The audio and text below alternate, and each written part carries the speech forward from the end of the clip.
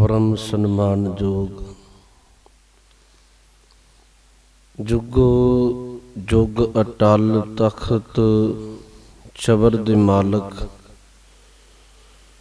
गरीब नवाज सतगुरु धन धन साहिब श्री गुरु ग्रंथ साहिब जी महाराज जी दी पावन पवित्र हजूरी अंदर सुभाएमान सतसंगी जनों, आओ गुरु चरना विच बैठन दा सुभाग गुरु की बख्शिश कृपा दा सदका प्राप्त होया है। हजूर दी पावन बाणी दे बचन ने सहब कहन लगे, बिन भागा सत संग न लभै, बिन संगत मैल भरीजै जियो। गुरु की पावन बचन ने बड़ भागी हर संगत पावै, भागहीन भ्रम चोटां खावै। कहन लगे ये बड़े भाग दी निशानी है, उन्होंने जीवन विच गुरु की संगत मिलती है। ये माड़े कर्म की निशानी है, जिहड़ा विकारां विच पै के दिन रात विकारां दीयां चोटां सहंदा है। सतगुरु ने पावन बाणी विच ही बचन वरते है। सहब कहन लगे, भलिया बिन भगती नहीं सतगुर पाईऐ, बिना भगती तो धर्म तो कमाउण तो गुरु की प्राप्ति नहीं। बिन भागा नहीं भगत हरि, बिन भागा सत संग न पाईऐ, कर्म मिले हर नाम हरि। गुरु की बख्शिश नाल संगत मिलती है। आओ गुरु चरना विच बैठे हो। धन गुरु कलगीधर जी दा लड़ीवार जीवन तुच्छ बुद्धि नाल विचारदियां उसे लड़ी नूं आरंभण तो पहला गुरु बख्शी फतेह बुलाओ। आखो जी वाहिगुरु जी का खालसा वाहिगुरु जी की फतेह।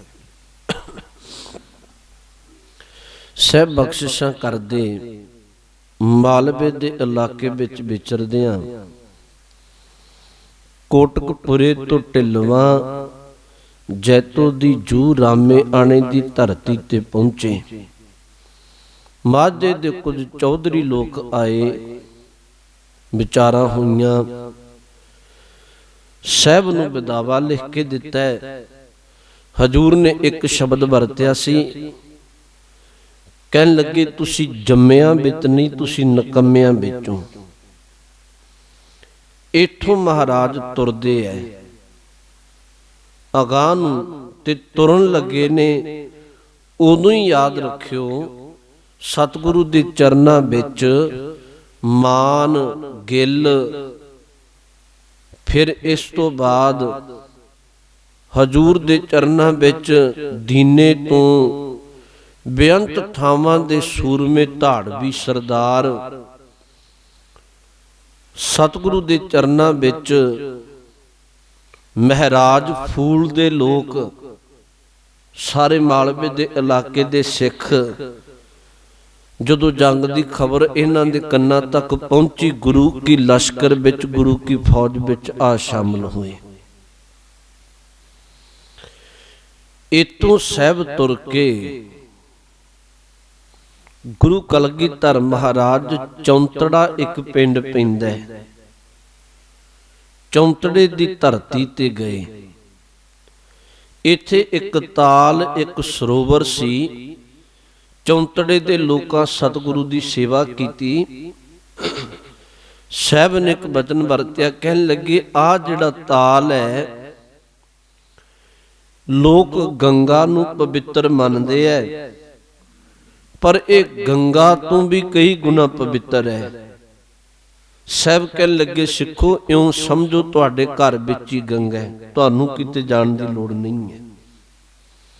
बख्शिश भरे बचन आखे। इथों तुर के सतगुरु सुनियार ਵੱਖਰੇ ਵੱਖਰੇ ਕਈ ਵਾਰੀ ਨਾਮ, ਕਈਆਂ ਸੁਨਿਆਰ ਲਿਖਿਆ, ਕਈਆਂ ਨੇ ਸੁਨੀਅਰ ਲਿਖਿਆ। ਇਸ ਨਗਰ ਵਿੱਚ ਗਏ, ਇੱਥੇ ਦੋ ਸ਼ਰਧਾਲੂ ਸਿੱਖ ਨੇ, ਇੱਕ ਦਾ ਨਾਮ ਭਾਈ ਸ਼ਾਮੂ ਹੈ, ਇੱਕ ਦਾ ਨਾਮ ਭਾਈ ਫਤਿਹ। ਇਹਨਾਂ ਨੂੰ ਜਦੋਂ ਸਾਹਿਬ ਦਾ ਪਤਾ ਲੱਗਿਆ, ਇਹਨਾਂ ਬਹੁਤ ਭਾਵਨਾ ਨਾਲ ਸਤਿਗੁਰੂ ਅਤੇ ਸੰਗਤਾਂ ਨੂੰ ਪ੍ਰਸ਼ਾਦ ਪਾਣੀ, ਜਲ ਪਾਣੀ ਛਕਾਇਆ। ਕਿਉਂਕਿ ਇੱਥੇ ਸੰਗਤ ਬਹੁਤ ਹੈ, ਸਾਹਿਬ ਦੇ ਨਾਲ 500 ਤੋਂ ਉੱਪਰ ਸਿੰਘ ਨੇ ਤਕਰੀਬਨ। ਸਾਰੀ ਸੰਗਤ ਨੂੰ ਪ੍ਰਸ਼ਾਦ ਪਾਣੀ, ਜਲ ਪਾਣੀ ਛਕਾਇਆ। ਸਤਿਗੁਰੂ ਨੇ ਇੱਥੇ ਇੱਕ ਬਚਨ ਵਰਤਿਆ ਸੀ, ਕਹਿਣ ਲੱਗੇ ਫਤਿਹ ਤੇ ਸ਼ਾਮੂ ਤੁਹਾਡੀ ਸੇਵਾ ਗੁਰੂ ਨਾਨਕ ਦੇ ਘਰ ਪ੍ਰਵਾਨ ਹੋ ਗਈ। ਇੱਕ ਬਚਨ ਇੱਥੇ ਆਖਿਆ, ਕਹਿਣ ਲੱਗੇ ਸਿੱਖ ਸਿੱਖ ਦੇ ਘਰ ਆਏ, ਸਿੱਖ ਆਪਣਾ ਆਪ ਨਾ ਲੁਕਾਏ। ਹਾਂ, ਜਿਹੜਾ ਸਿੱਖ ਘਰ ਆਇਆ ਉਹ ਵੀ ਸੰਤੋਖੀ ਬਿਰਤੀ ਰੱਖ ਕੇ ਜੋ ਸਿੱਖ ਛਕਾ ਦਏ ਉਹਨੂੰ ਸਤ ਬਚਨ ਕਹਿ ਕੇ ਛਕ ਲਵੇ। ਪਰ ਬਚਨੇ ਸਮਝਾਏ, ਸਿੱਖ ਦਾ ਸਿੱਖ ਨਾਲ ਇੰਨਾ ਪਿਆਰ ਹੋਵੇ ਕਿ ਸਿੱਖ ਆਪਣਾ ਆਪ ਨਾ ਕਦੀ ਲੁਕਾਏ। ਮੈਨੂੰ ਇੱਕ ਗਾਥਾ ਚੇਤੇ ਆ ਗਈ ਚੱਲਦਿਆਂ। ਇੱਕ ਭਾਈ ਬੰਨੋ ਹੋਏ ਨੇ,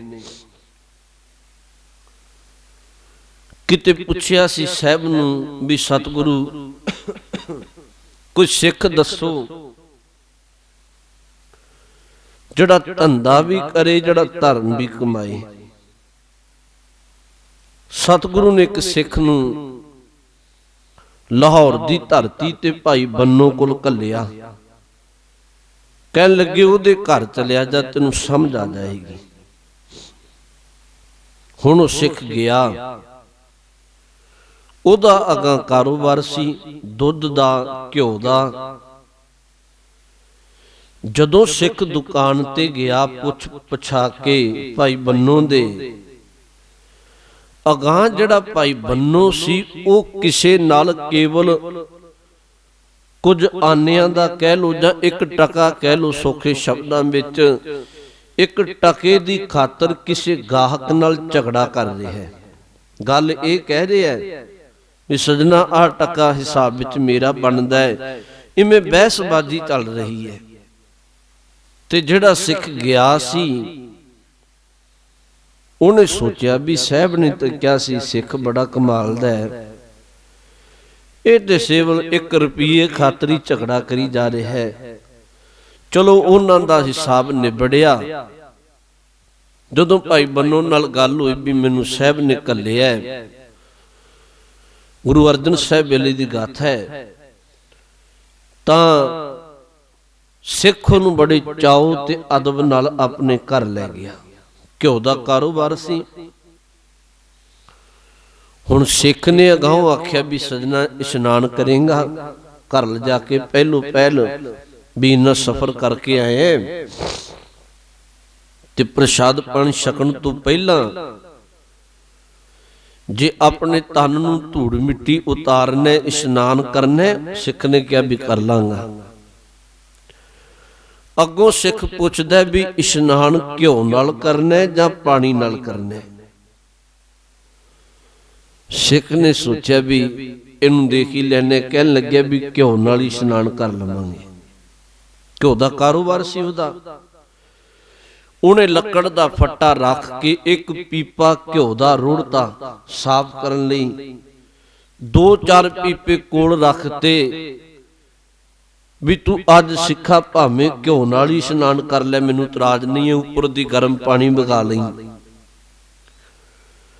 ਗੁਰੂ ਕਾ ਸਿੱਖ ਬੜਾ ਹੈਰਾਨ ਹੋਇਆ। ਉਹ ਗੁਰੂ ਕਾ ਸਿੱਖ ਭਾਈ ਬੰਨੋ ਨੂੰ ਪੁੱਛਦਾ ਵੀ ਸਜਣਾ ਮੈਨੂੰ ਇੱਕ ਗੱਲ ਸਿੱਖਾ ਸਮਝ ਨਹੀਂ ਆਈ। ਦੁਕਾਨ ਤੇ ਜਦੋਂ ਮੈਂ ਆਇਆ ਸੀ ਤੂੰ 1 ਟਕੇ ਖਾਤਰ ਝਗੜਾ ਕਰ ਰਿਹਾ ਸੀ, ਕਿੱਡੀ ਕੋ ਗੱਲ ਸੀ। ਹੁਣ ਮੈਨੂੰ ਇਸ਼ਨਾਨ ਕਰਨ ਤੋਂ ਪਹਿਲਾਂ ਤੂੰ ਫੱਟੇ ਤੀ 1 ਪੀਪਾ ਘਿਓ ਦਾ ਰੋੜ ਦਿੱਤਾ ਹੈ। ਇਹ ਗੱਲ ਮੈਨੂੰ ਸਮਝ ਨਹੀਂ ਲੱਗੀ। ਗੁਰੂ ਕੇ ਸਿੱਖ ਭਾਈ ਬੰਨੋ ਨੇ ਜਿਹੜੇ ਉਦੋਂ ਸ਼ਬਦ ਵਰਤੇ ਸਨ, ਉਹ ਇਹ ਆਖੇ ਸਨ, ਕਹਿਣ ਲੱਗਿਆ ਭਲਿਆ ਪੁਰਸ਼ਾ, ਦੁਕਾਨ ਤੇ ਮੇਰਾ ਧੰਦਾ ਹੈ, ਕਿਰਤ ਹੈ ਮੇਰੀ, ਧੰਦੇ ਵਿੱਚ ਨਾ ਮੈਂ ਕਿਸੇ ਦਾ ਇੱਕ ਟਕਾ ਖਾਣਾ ਨਾ ਕਿਸੇ ਨੂੰ ਖਾਣ ਦਿੰਨੇ, ਮੈਂ ਕਿਸੇ ਨਾਲ ਗਲਤ ਵਿਹਾਰ ਨਹੀਂ ਕਰਦਾ, ਨਾ ਹੀ ਮੈਂ ਕਿਸੇ ਦਾ ਟਕਾ ਰੱਖਣਾ ਕਿਸੇ ਚਲਾਕੀ ਨਾਲ, ਨਾ ਹੀ ਮੈਂ ਕਿਸੇ ਨੂੰ ਆਪਣਾ ਟਕਾ ਦਿੰਨਾ। ਹਾਂ, ਉੱਥੇ ਮੇਰਾ ਧੰਦਾ ਸੀ, ਧੰਦੇ ਵਿੱਚ ਮੈਂ ਕਿਸੇ ਨੂੰ ਬਾਦ ਘਾਟ ਨਹੀਂ ਕਰਨ ਦਿੰਦਾ, ਆਪਣੀ ਉੱਚੀ ਸੁੱਚੀ ਕਿਰਤ ਕਰਨਾ। ਇੱਥੇ ਤੈਨੂੰ ਗੁਰੂ ਨੇ ਘੱਲਿਆ ਤੇ ਤੂੰ ਗੁਰੂ ਕਾ ਸਿੱਖ ਹੈ, ਬਾਣੀ ਪੜਨ ਵਾਲਾ। ਇੱਥੇ ਮੇਰਾ ਧਰਮ ਹੈ, ਜਦੋਂ ਧਰਮ ਦੀ ਗੱਲ ਚੱਲੇ, ਧਰਮ ਖਾਤਰ ਮੇਰਾ ਸਭ ਕੁਝ ਹੀ ਕੁਰਬਾਨ ਹੈ, ਕਿਉਂਕਿ ਗੁਰੂ ਦੇ ਦਿੱਤੇ ਹੋਏ। ਧਰਮ ਵਿੱਚ ਮੈਂ ਕੁਝ ਵੀ ਲੁਕਾਉਂਦਾ ਨਹੀਂ ਹੈ। ਇਤਿਹਾਸ ਦੇ ਪੰਨਿਆਂ ਦੇ ਅੰਦਰ ਇਹ ਵੀ ਆਖਿਆ ਜਾਂਦਾ ਵੀ ਇਸ ਸਿੱਖ ਨੇ ਧੰਦੇ ਤੇ ਧਰਮ ਦਾ ਆਪਣੇ ਜੀਵਨ ਵਿੱਚ ਕਮਾ ਕੇ ਇੱਕ ਮਰਿਆਦਾ ਸਿਖਾਈ ਕਿ ਧੰਦੇ ਵਿੱਚ ਕਿਰਤ ਉੱਚੀ ਸੁੱਚੀ ਚਾਹੀਦੀ ਹੈ, ਧਰਮ ਖਾਤਰ ਕਿਤੇ ਲੋੜ ਪਏ ਤੇ ਸਿੱਖ ਆਪਣਾ ਤਨ ਮਨ ਧਨ ਸਭ ਕੁਝ ਕੁਰਬਾਨ ਕਰ ਦੇ। ਮੇਰੇ ਕਹਿਣ ਤੋਂ ਭਾਵ ਇਹ ਹੈ, ਅੱਜ ਕਈ ਵਾਰੀ ਇਹ ਵੀ ਚੱਲਦਾ ਕਿ ਖਿਮਾ ਕਰਿਓ ਸੰਸਾਰ, ਜਦੋਂ ਤੇ ਧਰਮ ਕਮਾਉਣ ਦੀ ਗੱਲ ਆਏ, ਉਹ ਭਾਵੇਂ ਤਨ ਕਰਕੇ, ਭਾਵੇਂ ਮਨ ਕਰਕੇ, ਭਾਵੇਂ ਧਨ ਕਰਕੇ, ਉਦੋਂ ਸਭ ਕੁਝ ਲੁਕਾਉਂਦਾ। ਤੇ ਜਦੋਂ ਕਿਤੇ ਵਿਕਾਰਾਂ ਦੀ ਗੱਲ ਆਏ, ਵਿਕਾਰਾਂ ਵਿੱਚ ਆਪਣਾ ਤਨ ਵੀ ਲੁਟਾਈ ਜਾਂਦਾ ਹੈ, ਆਪਣਾ ਮਨ ਵੀ ਲੁਟਾਈ ਜਾਂਦਾ ਹੈ। ਬਹੁਤੇ ਲੋਕ ਵਿਕਾਰਾਂ ਦੇ ਭੈੜੇ ਕੰਮਾਂ ਵਿੱਚ ਆਪਣਾ ਧਨ ਵੀ ਬਰਬਾਦ ਕਰੀ ਜਾ ਰਹੇ ਹੈ, ਕਿਰਤ ਕਮਾਈ ਦਾ। ਹਾਲਾਂਕਿ ਸਿੱਖ ਦਾ ਅਜਿਹਾ ਜੀਵਨ ਨਹੀਂ ਹੈ। ਸਤਿਗੁਰੂ ਨੇ ਸੁਨਿਆਰ ਪਿੰਡ ਦੀ ਧਰਤੀ ਤੇ ਇਹ ਬਚਨ ਵਰਤੇ। ਸ਼ਾਮੂ ਤੇ ਫਤਿਹ ਦੀ ਸੇਵਾ ਵੇਖ ਕੇ ਇੱਕ ਬਚਨ ਆਖਿਆ, ਕਹਿਣ ਲੱਗੇ ਤੁਹਾਡੀ ਸੇਵਾ ਪ੍ਰਵਾਨ ਹੋਈ। ਨਾਲ ਬਚਨ ਵਰਤੇ, ਕਹਿਣ ਲੱਗੇ ਤੁਸੀਂ ਜਿਵੇਂ ਗੁਰੂ ਕੀਆਂ ਸੰਗਤਾਂ ਲਈ ਆਪਣਾ ਆਪ ਨਹੀਂ ਲੁਕੋਇਆ, ਗੁਰੂ ਤੁਹਾਨੂੰ ਭਾਗ ਲਾਏਗਾ। ਸਾਹਿਬ ਨੇ ਬਚਨ ਆਖਿਆ, ਸਿੱਖ ਕਦੀ ਸੰਗਤ ਲਈ, ਸਿੱਖ ਲਈ ਆਪਣਾ ਆਪ ਨਾ ਲੁਕੋਵੇ। ਨਾਲ ਇੱਕ ਬਚਨ ਵਰਤਿਆ, ਜਿਹੜਾ ਸਿੱਖ ਘਰ ਆਵੇ ਉਹ ਸੰਤੋਖੀ ਬਣ ਕੇ, ਜੋ ਸਿੱਖ ਛਕਾਏ ਉਹ ਗੁਰੂ ਦਾ ਨਾਮ ਲੈ ਕੇ ਛਕ ਲਵੇ। ਇਹ ਬਖਸ਼ਿਸ਼ਾਂ ਕਰਕੇ ਸਤਿਗੁਰੂ ਅੱਗੇ ਵਧਦੇ ਐ। ਅੱਗੇ ਦੋ ਨਾਮ ਮੇਰਾ ਖਿਆਲ ਹੈ ਵੀ ਕੋਈ ਪਿੰਡ ਦੇ ਹੋਣਗੇ। ਇੱਕ ਜਿਵੇਂ ਆਪਾਂ ਨਾਮ ਲੈਣੇ ਰੁਪਾਣਾ, ਰੁਪਾਣੇ ਦੀ ਧਰਤੀ ਤੇ ਸਾਹਿਬ ਗਏ। ਇੱਕ ਵਿਦਵਾਨ ਪੁਰਸ਼ ਨੇ ਨਾਮ ਲਿਖਿਆ ਰਾਮੇ ਆਣਾ, ਸ਼ਾਇਦ ਇਸੇ ਦਾ ਹੀ ਨਾਮ ਹੋਵੇ, ਰੂਪੇ ਆਣਾ, ਖਿਮਾ ਕਰਿਓ। ਸਤਿਗੁਰੂ ਰੂਪੇ ਆਣੇ ਦੀ ਧਰਤੀ ਤੇ ਗਏ, ਜਿਹਨੂੰ ਮੇਰਾ ਖਿਆਲ ਅੱਜ ਕੱਲ ਰੁਪਾਣਾ ਆਖਦੇ ਹੈ। ਇੱਥੇ ਮਹਾਰਾਜ ਜਦੋਂ ਗਏ, ਹਜੇ ਪਹੁੰਚਣੀ ਵਾਲੇ ਐ, ਤੇ ਜਿਹੜਾ ਰੂਪਾ ਖੱਤਰੀ ਸੀ, ਇਹਦਾ ਪੋਤਰਾ ਭਾਈ ਸਰੂਪਾ ਪਹਿਲੇ ਹੀ ਪਿੰਡ ਤੋਂ ਬਾਹਰ ਇੱਕ ਟਕਾ, ਗੁੜ ਦੀ ਭੇਲੀ ਤੇ ਕੁਝ ਹੋਰ ਪਦਾਰਥ ਕਹਿ ਲਵੋ ਲੈ ਕੇ ਪਿੰਡ ਦੇ ਬਾਹਰ ਹੀ ਖਲੋ ਗਿਆ, ਆਪਣੀ ਔਲਾਦ ਜਾਂ ਕੁਝ ਲੋਕਾਂ ਨੂੰ ਲੈ ਕੇ। ਹੁਣ ਸਤਿਗੁਰੂ ਘਟ ਘਟ ਕੇ ਅੰਤਰ ਕੀ ਜਾਣਦਾ ਹੈ, ਗੁਰੂ ਤੇ ਜਾਣਦਾ ਹੈ ਕਿਉਂ ਬਾਹਰ ਖਲੋਤਾ ਹੈ। ਜਦੋਂ ਸਾਹਿਬ ਆਏ ਤੇ ਸਰੂਪੇ ਨੇ ਨਮਸਕਾਰ ਕੀਤੀ, ਸੰਗਤਾਂ ਵੀ ਕੀਤੀ। ਹੁਣ ਇਹ ਚਾਹੁੰਦਾ ਵੀ ਸਾਹਿਬ ਇਹ ਕਦੇ ਸ਼ਬਦ ਕਹਿ ਨਾ ਦੇਣ, ਤੇ ਗੁਰੂ ਪਹਿਲਾਂ ਹੀ ਇਹਦੀ ਅੰਦਰ ਦੀ ਜਾਣਦਾ ਹੈ। ਸਾਹਿਬ ਨੇ ਹੱਸ ਕੇ ਇੱਕ ਬਚਨ ਆਖਿਆ, ਕਹਿਣ ਲੱਗੇ ਸਰੂਪਿਆ डेरा कर लिए तेरे नगर। हालांकि साहब ने करना नहीं है। ਇਹਨੇ ਅੱਗੋਂ ਡਰਦਿਆਂ, ਇਹਦੇ ਅੰਦਰ ਡਰ ਤੇ ਹੀ ਸੀ, ਤਾਂ ਹੀ ਪਿੰਡ ਦੇ ਬਾਹਰ ਆ ਕੇ ਖਲੋਤਾ ਸੀ ਵੀ ਬਾਹਰ ਦੀ ਬਾਹਰ ਗੁਰੂ ਨੂੰ ਤੋਰ ਦਿਆਂਗੇ। ਇਹਨੇ ਡਰਦਿਆਂ ਆਖਿਆ, ਕਹਿਣ ਲੱਗਿਆ ਵੀ ਮਹਾਰਾਜ ਤੁਰਕ ਪਿੰਡ ਉਜਾੜ ਦੇਣਗੇ ਜੇ ਤੁਸੀਂ ਇੱਥੇ ਡੇਰਾ ਕਰ ਲਿਆ। ਤੁਰਕ ਪਿੰਡ ਉਜਾੜ ਦੇਣਗੇ, ਉਹਨਾਂ ਨੂੰ ਪਤਾ ਲੱਗ ਜਾਣਾ। ਹਜ਼ੂਰ ਨੇ ਇੱਕ ਬਚਨ ਕਹਿ ਦਿੱਤਾ, ਕਹਿਣ ਲੱਗੇ ਪਿੰਡ ਤੇ ਉਜੜ ਕੇ ਵੀ ਵਸ ਜਾਊ पर तेरा बसना मुश्किल हो जाएगा। बस इसे कारण ही इतिहास के पन्नियां विच जिक्र है, इहदी अंश कोई बहुत ही नहीं बधी।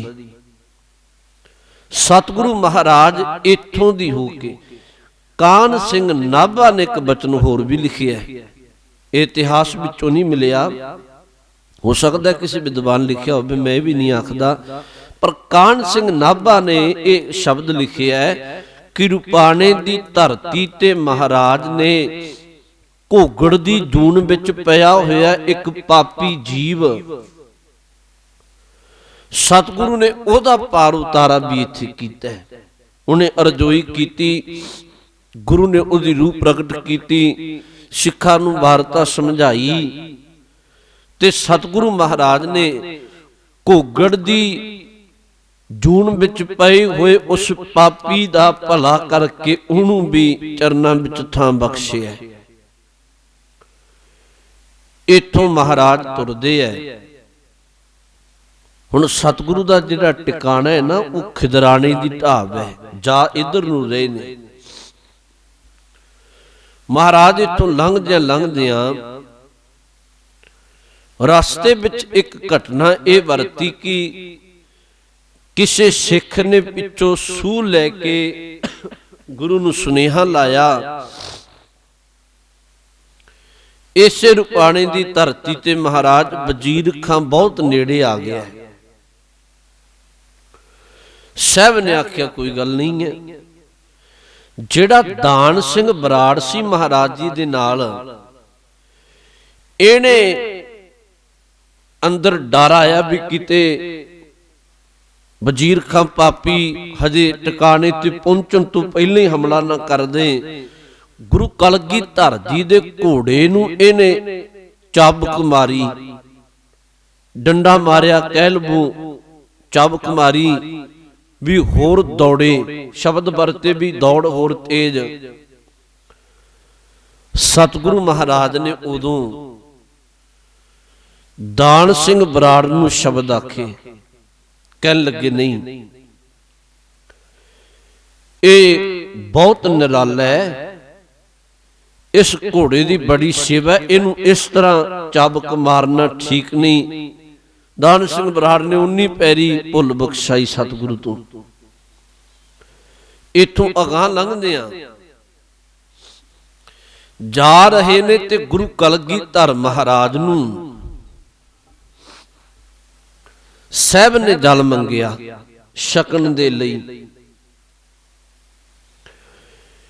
एक मुसलमान है जिहदा नाम राय खां लिखिया, इहदे कोल छांगल,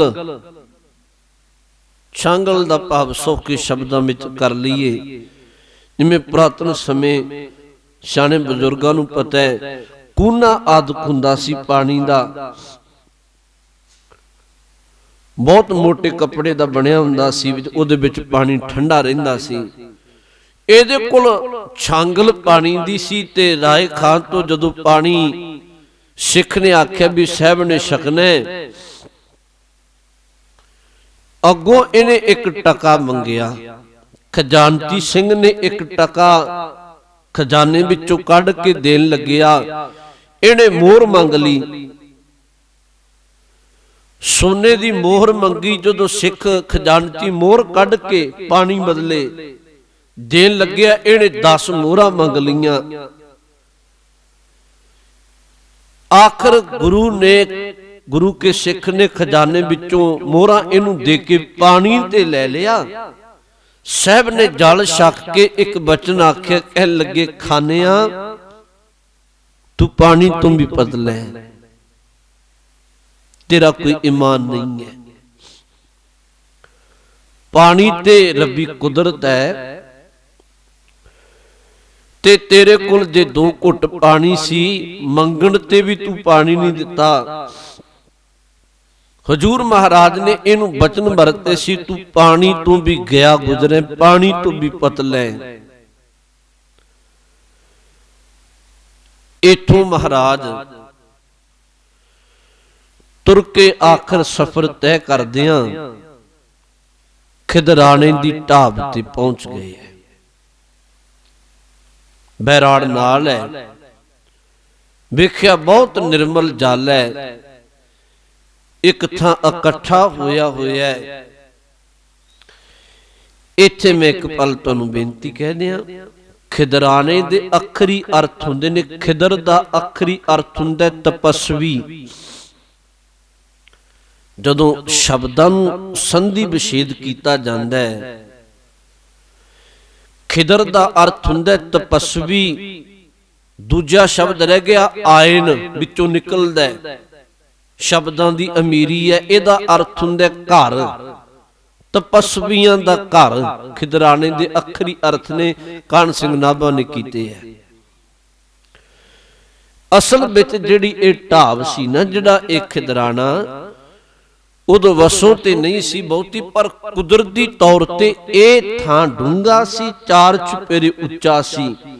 मींह आदक दा पानी सी जिन्ना ਉਹ रुड़ के इत्थे इकट्ठा हुंदा सी। फिर तकरीबन लोग साल भर वांगू दूर दराड़े तो इथों पानी ले जांदे ते पशु आदक भी इथों पानी पी लैंदे जां उन्हां वास्ते भी पानी ले जांदे। ये अजिहा एक टिकाणा सी, लागे बन्ने इहदे किते पानी नहीं सी। 10-10 12-12 कोह तक उदों वक्त अजिहा सी। अज वांगू पानी नहीं सी, उदों भावें पानी सी पर अज वर्गे साधन नहीं सी, यूं कह लवो। अज ते घर घर मोटर ला के बोर ला के पानी पैदा किया गया, उदों नहीं सी। हुण इत्थे सहब सच्चे पातशाह महाराज आए, नाल सिख ने। सतगुरु ढाब तो कुछ दूरी ते एक टिब्बी सी उच्ची, हजूर ने उत्थे टिकाणा कर लिया। हालांकि इतिहास के पन्नियां विच इह भी जिक्र है भी जदों इत्थे बिल्कुल लागे पहुंचे ते सुनेहा मिल गया महाराज वजीर खान बिल्कुल ही लागे आ गया। साहब ने आख्या तुसीं चिंता ना करो, रोकण वाले रोक लैणगे। हजूर नूं पता इस गल दा। सतगुरु ढाब तो कुछ दूरी ते उच्ची टिब्बी ते अपना टिकाणा कीता, आसन लाया। ढाब दे 4 चुफेरे पानी दे गुरु के सिखां दा पहरा है। हुण इधर जिहड़ा एक पिछोकड़ मैं साझा कर दियां, जिहड़े विदावा लिख के रामेआणे दी धरती ते गए ने, सतगुरु नूं माझे दे लोक ਇਹ ਹਜੇ ਘਰ ਹੀ नहीं पहुंचे सी, रस्ते विच ही माता भाग कौर जी वर्गे इन्हां नूं मिले है। जदों माता भाग कौर जी वर्गिਆਂ ਨੂੰ पता लग्या भी ਇਹ ਸਾਡੇ इलाके दे लोग इवें गदार विदावा लिख के आ गए है, बहुत लानतां पाईयां, बेहद लानतां पाईयां। आखिर इन्हां दा मन इस पाप राह तो मुड़ के 40 ਸਿੰਘਾਂ ਦਾ एक जथा विचकारों ही मुड़ पिया। जिधर नूं साहब गए सन उन्हां भी बहुत दौड़ के घोड़ियां दी दौड़ाक ला के आदत पता लग्या भी साहब ने इत्थे टिकाणा कीता है। जिहड़ी खिदराने दी ढाब सी उह तों पहिलां ही उन्हां ने कुछ दूरी पहला ही अपना एक टिकाणा बना लिया सी। उत्थे टिकाणा बना के झाड़ियां आदक सन, रुख आदक ਸਿੱਖਾਂ ਦਾ ਇਹ ਇੱਕ ਤਰੀਕਾ ਰਿਹਾ, ਢੰਗ ਰਿਹਾ। ਗਿਣਤੀ ਭਾਵੇਂ ਥੋੜੀ ਹੋਣੀ, ਦੁਸ਼ਮਣ ਨੂੰ ਵੱਧ ਜਾਪੇ, ਤੇ ਇਹਨਾਂ ਆਪਣੀਆਂ ਦਸਤਾਰਾਂ ਜਾਂ ਆਪਣੇ ਕੋ ਤਨ ਦੇ ਕੱਪੜੇ ਆਦਿਕ, ਕਛਹਿਰੇ ਆਦਿਕ, ਉਹ ਸਾਰੇ ਝਾੜੀਆਂ ਤੇ ਰੁੱਖਾਂ ਤੇ ਪਾ ਦਿੱਤੇ, ਤਾਂ ਜੋ ਵਜ਼ੀਰ ਖਾਂ ਵਰਗੇ ਜਿਹੜੇ ਫੌਜ ਚਾੜ ਕੇ ਹਸਨ ਖਾਂ ਵਰਗੇ ਆ ਰਹੇ ਨੇ, ਸਮਾਂ ਆਉਣ ਤੇ ਉਹਨਾਂ ਨੂੰ ਭੁਲੇਖਾ ਲੱਗੇ ਵੀ ਸਿੱਖਾਂ ਦਾ ਇੱਥੇ ਇੱਕ ਛਾਉਣੀ ਆ, ਟਿਕਾਣਾ ਹੈ, ਗੁਰੂ ਵੀ ਇੱਥੇ ਹੋਏਗਾ ਤੇ ਸਿੱਖ ਗਿਣਤੀ ਵਿੱਚ ਬਹੁਤ ਨੇ। ਹੁਣ ਵਜ਼ੀਰ ਖਾਂ ਪਾਪੀ, ਵੇਖੋ ਯਾਦ ਰੱਖੋ, ਕਪੂਰਾ ਨਾਲ ਆਇਆ।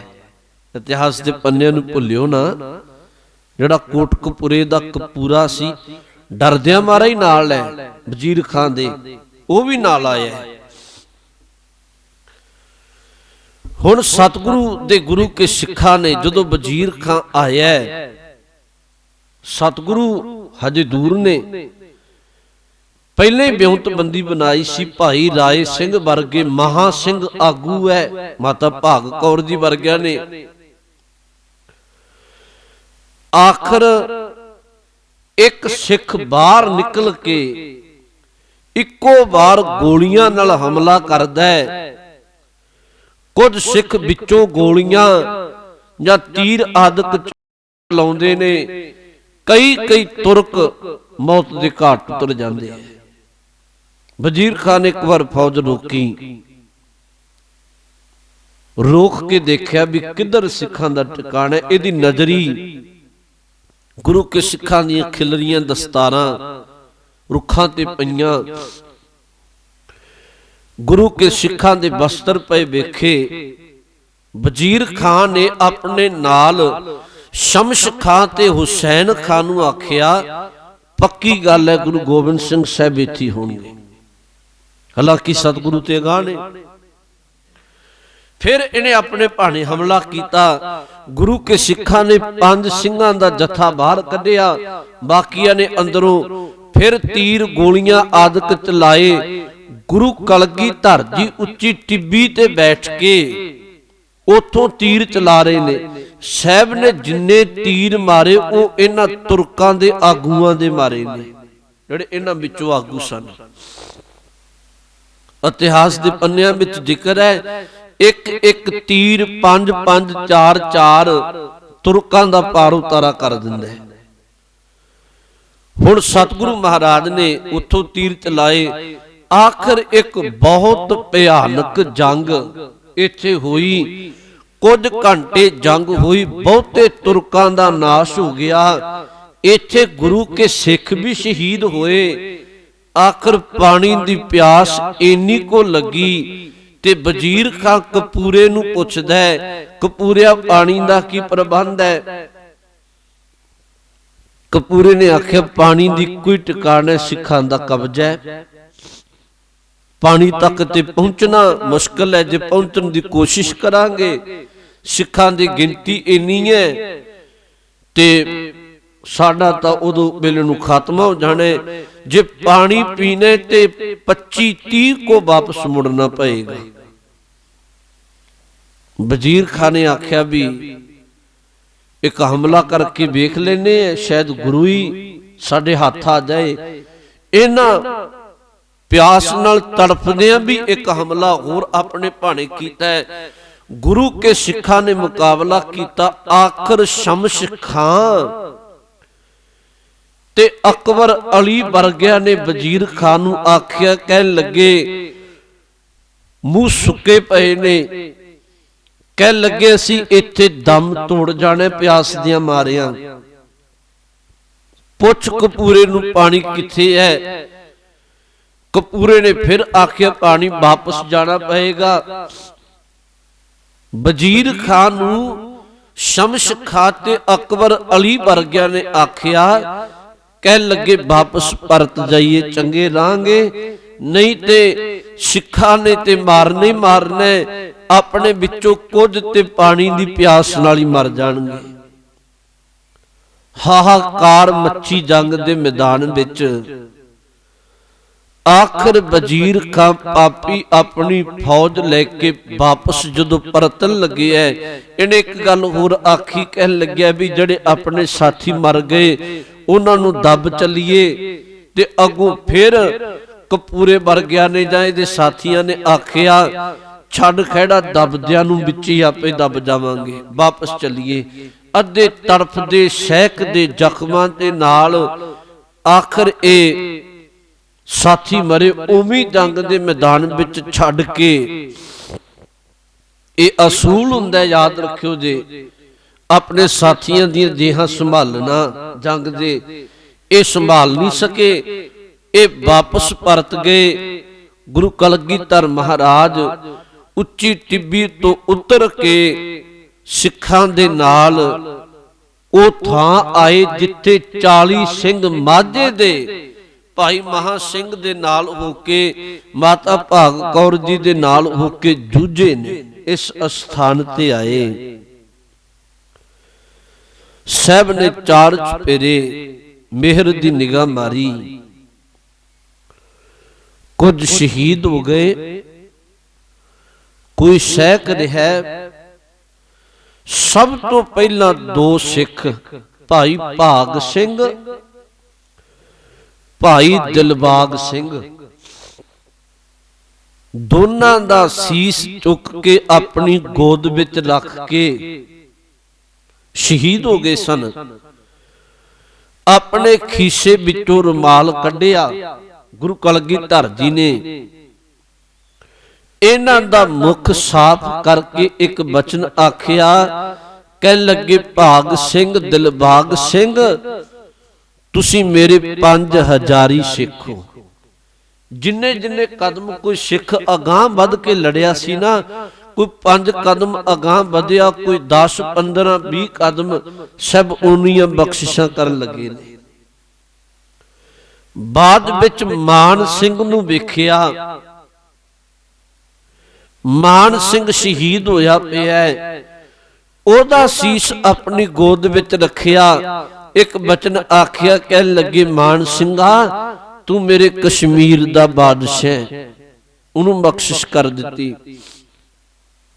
बाद विच महाराज ने 5 सिख बारी सिर करबारा सिंह, दरबारा सिंह, सरबण सिंह, खुशहाल सिंह वर्गियां दे शीश अपनी गोद विच लैके इन्हां नूं बख्शिशां कीतियां। तुसी मेरे 10,000 किसे भाई मया सिंह दा शीश गोद विच लैके आख्या तू मेरा 20,000 सिख।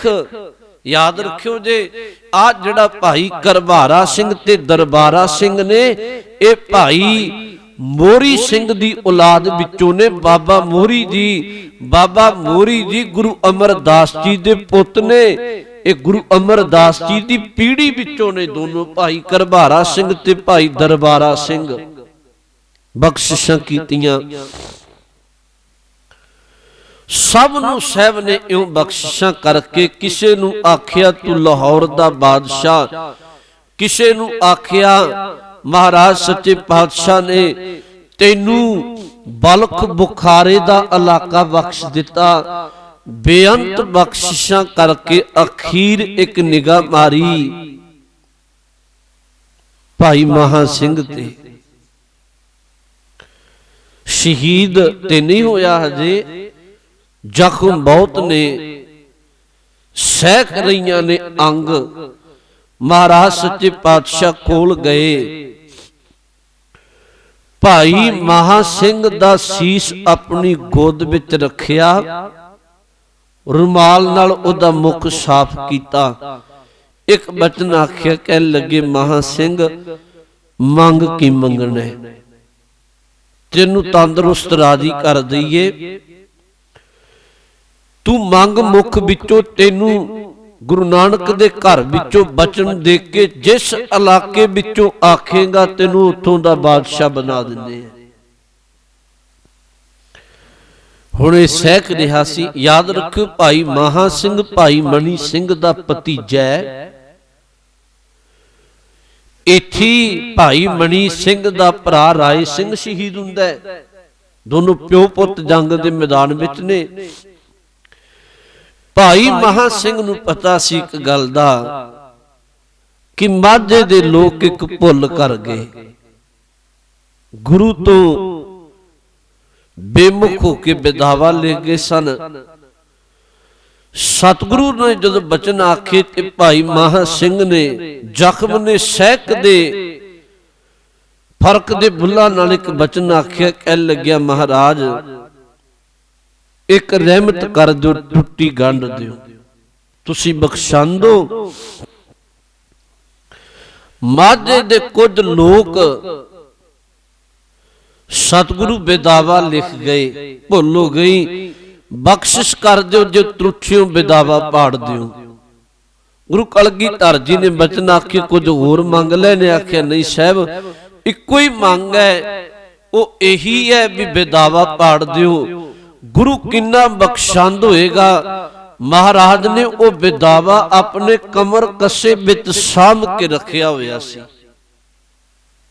ਹਾਲਾਂਕਿ ਬਹੁਤ ਵਿਖੜੇ ਪਿੰਡ ਵਿੱਚ ਦੀ ਲੰਘ ਕੇ ਆਏ, ਮਹਾਰਾਜ ਨੇ ਉਹ ਬੇਦਾਵਾ ਕੱਢ ਕੇ 3 ਵਾਰੀ ਬਚਨ ਆਖੇ, ਧੰਨ ਸਿੱਖੀ, ਧੰਨ ਸਿੱਖੀ, ਧੰਨ ਮਹਾ ਸਿੰਘ ਤੂੰ ਸਿੱਖੀ ਦੀ ਪੱਤ ਰੱਖੀ ਮਾਝੇ ਦੇ ਲੋਕਾਂ ਦੀ। ਉਹ ਬੇਦਾਵਾ ਭਾਈ ਮਹਾ ਸਿੰਘ ਦੇ ਸਾਹਮਣੇ ਪਾੜਿਆ ਤੇ ਇੱਕ ਬਚਨ ਆਖਿਆ, ਕਹਿਣ ਲੱਗੇ ਮਹਾ ਸਿੰਘ ਤੂੰ ਗੁਰੂ ਨਾਨਕ ਸਾਹਿਬ ਦਾ ਅਨੰਨ ਸਿੱਖ ਹੈ, ਤੂੰ ਮਾਝੇ ਦੀ ਸਿੱਖੀ ਰੱਖੀ ਹੈ, ਟੁੱਟੀ ਸਾਹਿਬ ਨੇ ਗੰਢੀ ਹੈ। ਇਤਿਹਾਸ ਦਾ ਪੱਖ ਹੈ। ਮਹਾ ਸਿੰਘ ਅੰਦਰੋਂ ਖੁਸ਼ੀ ਦੇ ਨਾਲ ਬਹੁਤ ਆਨੰਦਿਤ ਹੋ ਗਿਆ। ਇੱਥੇ ਹੀ ਗੁਰੂ ਕੀ ਗੋਦ ਵਿੱਚ ਆਪਣੇ ਪ੍ਰਾਣ ਤਿਆਗਦਾ ਹੈ। ਸਤਿਗੁਰੂ ਮਹਾਰਾਜ ਨੇ ਮਾਤ ਭਾਗ ਕੌਰ ਜੀ ਤੇ ਮਿਹਰ ਦੀ ਨਿਗਾਹ ਮਾਰੀ, ਜ਼ਖਮ ਲੱਗੇ ਸਨ ਬਹੁਤ, ਉਹਨਾਂ ਦੇ ਸਰੀਰ ਨੂੰ ਵੀ ਸੰਭਾਲਿਆ, ਪੁੱਤਰੀ ਕਹਿ ਕੇ ਨਿਵਾਜਿਆ। ਗੁਰੂ ਕੇ ਸਿੱਖਾਂ ਨੂੰ ਆਖਿਆ ਮੱਲਮ ਪੱਟੀ ਕਰੋ। ਬਾਅਦ ਵਿੱਚ ਮਾਤਾ ਭਾਗ ਕੌਰ ਜੀ ਲੰਮਾ ਸਮਾਂ ਗੁਰੂ ਚਰਨਾਂ ਵਿੱਚ ਰਹਿੰਦੇ ਐ। ਇੱਥੇ ਮਹਾਰਾਜ ਨੇ ਇੱਕ ਬਚਨ ਆਖਿਆ, ਕਹਿ ਲੱਗੇ ਇਹ ਅਸਥਾਨ ਅੱਜ ਤੱਕ ਭਾਵੇਂ ਖਿਦਰਾਣੇ ਦੀ ਢਾਬ ਕਹਿ ਕੇ ਨਿਵਾਜਿਆ ਗਿਆ, ਪੁਕਾਰਿਆ ਗਿਆ। ਅੱਜ ਤੋਂ ਬਾਅਦ ਇਹ ਮਾਝੇ ਦੇ ਸਿੱਖ ਬਹੁਤ ਜੂਝ ਕੇ ਸ਼ਹੀਦ ਹੋਏ ਐ। ਅੱਜ ਤੋਂ ਬਾਅਦ ਅਸੀਂ ਇਹਨਾਂ 40 ਮਾਝੇ ਦੇ ਸਿੱਖਾਂ ਨੂੰ ਮੁਕਤਿਆਂ ਦਾ ਦਰਜਾ ਦਿੰਨੇ ਐ ਤੇ ਬਖਸ਼ਿਸ਼ ਕਰਕੇ ਆਖਿਆ ਇਹਦਾ ਨਾਮ ਅੱਜ ਤੋਂ ਬਾਅਦ ਮੁਕਤਸਰ ਸਾਹਿਬ ਹੋਏਗਾ। ਜਿਹੜਾ ਇੱਥੇ ਭਾਵਨਾ ਦੇ ਨਾਲ ਆਏਗਾ, ਸ਼ਹੀਦਾਂ ਨੂੰ ਚੇਤੇ ਕਰੇਗਾ, ਸ਼ਹੀਦਾਂ ਦੀਆਂ ਗਥਾਵਾਂ ਯਾਦ ਕਰੇਗਾ, ਗੁਰੂ ਕੀ ਪਾਵਨ ਬਾਣੀ ਨਾਮ ਨਾਲ ਜੁੜੇਗਾ, ਉਹਨਾਂ ਦੇ ਘਰ ਵਿੱਚ ਗੁਰੂ ਕੀ ਸਿੱਖੀ ਪਲੇਗੀ। ਇੱਥੇ ਆ ਕੇ ਸਿੱਖ ਯਾਦ ਕਰਨਗੇ। ਕੋਈ ਟੁੱਟਿਆ ਹੋਇਆ ਸਿੱਖ ਇੱਥੇ ਅਰਦਾਸ ਕਰ ਲਏ, ਮਹਾਰਾਜ ਮੇਰੇ ਘਰ ਵਿੱਚ ਸਿੱਖੀ ਆ ਜਾਏ, ਇੱਥੇ ਗੁਰੂ ਟੁੱਟੀ ਗੰਢੇਗਾ, ਬਖਸ਼ਿਸ਼ਾਂ ਕਰੇਗਾ। ਬੇਅੰਤ ਬਖਸ਼ਿਸ਼ਾਂ ਇੱਥੇ ਕੀਤੀਆਂ। ਫਿਰ ਮਹਾਰਾਜ ਨੇ ਇੱਕ ਹੋਰ ਬਖਸ਼ਿਸ਼ ਕਰ ਦਿੱਤੀ, ਜਿੰਨੇ ਸਰੀਰ ਸਨ ਸ਼ਹੀਦ ਹੋਏ ਉਂਝ ਯਾਦ ਰੱਖਿਓ ਇੱਥੇ 300 ਦੇ ਤਕਰੀਬਨ ਸਿੰਘ ਸ਼ਹੀਦ ਹੋਏ ਨੇ ਟੋਟਲ। ਇਤਿਹਾਸ ਵਿੱਚ ਜ਼ਿਕਰ ਹੈ। ਹਾਂ 40 ਮਾਝੇ ਨੂੰ ਮੁਕਤਿਆਂ ਦਾ ਖਿਤਾਬ ਦਿੱਤਾ ਸੀ, ਉਵੇਂ 300 ਦੇ ਕਰੀਬ ਸਿੱਖ ਸ਼ਹੀਦ ਹੋਏ ਐ। ਇੱਥੇ ਫਿਰ ਮਹਾਰਾਜ ਨੇ ਬਖਸ਼ਿਸ਼ ਕਰ ਦਿੱਤੀ। ਉਹ ਬਖਸ਼ਿਸ਼ ਇਹ ਕੀਤੀ, ਜਿੰਨੇ ਸਰੀਰ ਸਨ ਸਭ ਦੇ ਸਰੀਰਾਂ ਦਾ ਅੰਤਮ ਕਿਰਿਆ ਸੰਸਕਾਰ ਕਰਨ ਦੇ ਲਈ ਪ੍ਰਬੰਧ ਕੀਤਾ ਗਿਆ। ਲੱਕੜਾਂ ਆਦਿਕ ਦਾ ਮਹਾਰਾਜ ਸ਼ਹੀਦ ਹੋਏ ਸਿੱਖਾਂ ਦਾ ਸੰਸਕਾਰ ਕਰਦੇ ਐ। ਇੱਥੇ ਮਹਾਰਾਜ ਇੱਕ ਹੋਰ ਕਿਰਪਾ ਕਰਦੇ ਐ। ਮੁਗਲ ਲੋਕ ਸਨ ਜਿਹੜੇ ਸ਼ਹੀਦ ਜੰਗ ਦੇ ਮੈਦਾਨ ਵਿੱਚ ਜੂਝ ਕੇ ਸ਼ਹੀਦ ਹੋਏ, ਕਹਿ ਲੋ ਸੂਰਮੇ, ਉਹਨਾਂ ਦੇ ਅੰਤਮ ਸਰੀਰਾਂ ਦਾ ਦਫਨਾਉਂਦੇ ਐ ਮਹਾਰਾਜ। ਉਹਨਾਂ ਦੇ ਧਰਮ ਦੇ ਮੁਤਾਬਕ ਉਹਨਾਂ ਦੇ ਸਰੀਰਾਂ ਨੂੰ ਵੀ ਸੰਭਾਲਦੇ ਐ। ਬੇਅੰਤ ਬਖਸ਼ਿਸ਼ਾਂ ਕਰਕੇ ਮਹਾਰਾਜ ਨੇ ਅਗਾਂਹ ਤੁਰਨੇ। ਅਗਲੀ ਲੜੀ ਆਪਾਂ ਕੱਲ ਰੋਜ਼ ਵਿਚਾਰਾਂਗੇ। ਇੰਨੀਆਂ ਕੁ ਬੇਨਤੀਆਂ ਪ੍ਰਵਾਨ ਕਰਿਓ। ਭੁੱਲ ਚੁੱਕ ਦੀ ਖਿਮਾ ਬਖਸ਼ਿਸ਼ ਕਰਿਓ। ਫਤਿਹ ਦੀ ਸਾਂਝ ਪਾਓ। ਵਾਹਿਗੁਰੂ ਜੀ ਕਾ ਖਾਲਸਾ, ਵਾਹਿਗੁਰੂ ਜੀ ਕੀ ਫਤਿਹ।